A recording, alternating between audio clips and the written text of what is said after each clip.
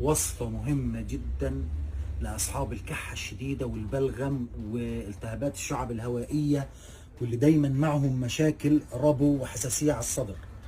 تابعني لنهاية الفيديو، ما تنساش اللايك والشير وركز معايا في اللي هحكيهولك بالظبط.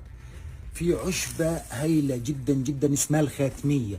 الخاتمية من أحسن الأعشاب لعلاج الكحة، حساسية الصدر، الربو. مهدئ شديد جدا للسعال الجاف، للسعال الديكي، لكل أنواع السعال اللي احنا متعارف عليها. تمام.